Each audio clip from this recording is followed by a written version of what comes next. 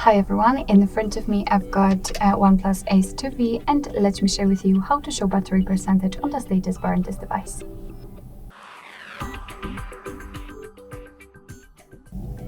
So let's start with opening the settings, and right here we have to scroll to find notifications and status bar.